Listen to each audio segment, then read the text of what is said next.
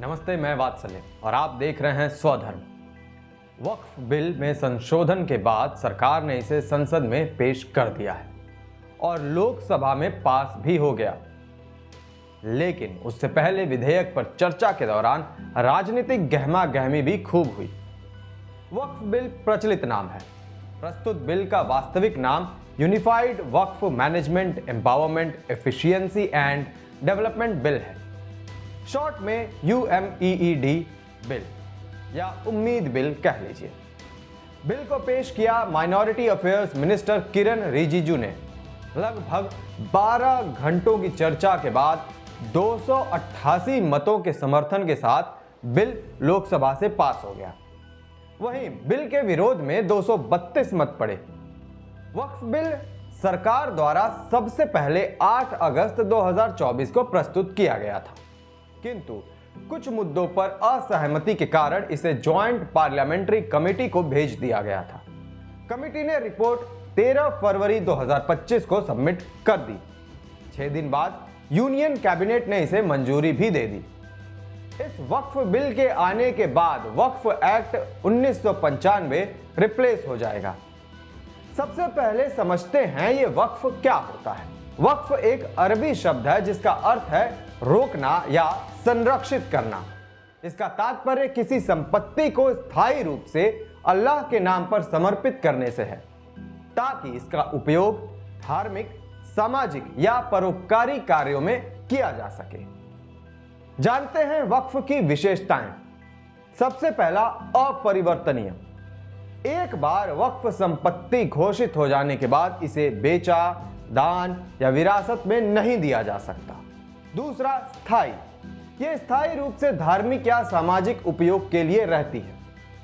तीसरा, अल्लाह के नाम पर समर्पित। इस संपत्ति का स्वामित्व अल्लाह का माना जाता है और इसे व्यक्तिगत लाभ के लिए उपयोग नहीं किया जा सकता। जानते हैं वक्फ के लाभ और चुनौतियां। सबसे पहले लाभ। मस्जिदों, मदरसों और अस्पतालों जैसी सार्वजनिक सेवाओं का समर्थन करता है।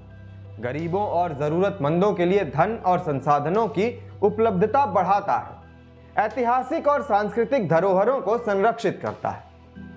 वहीं चुनौतियां, वक्फ संपत्तियों का दुरुपयोग और अतिक्रमण एक बड़ी समस्या है। भ्रष्टाचार और गलत प्रशासन के कारण कई वक्फ संपत्तियां विवादों में रहती हैं। कानूनी प्रक्रियाएं जटिल होने के कारण विवादों का समाधान कठिन हो जाता है। इन सभी चुनौतियों से निपटने के लिए सरकार एक अलग वक्फ बिल लेकर आई है। इस बिल का उद्देश्य पिछले एक्ट्स की कमियों को हटाना, वक्फ प्रॉपर्टीज का बेहतर मैनेजमेंट, एफिशिएंसी और वक्फ रिकॉर्ड्स का हिसाब टेक्नोलॉजी के माध्यम से करना है। भारत में वक्फ बोर्ड दुनिया का सबसे बड़ा वक्फ संपत्तियों का स्वामी है। वक्फ बोर्ड वर्तमान में देश भर में फैली 8.7 लाख संपत्तियों और 9.4 लाख एकड़ भूमि का नियंत्रण रखते हैं। ये भारत में सशस्त्र बलों और भारतीय रेलवे के बाद तीसरा सबसे बड़ा भूमि स्वामी है। बिल के माध्यम से सबसे बड़ा बदलाव वक्फ बोर्ड में लाया गया है, जिसमें अब महिलाएं और गैर मुस्लिम भी सदस्य हो सकते हैं। यही विवाद का मुद्दा भी है।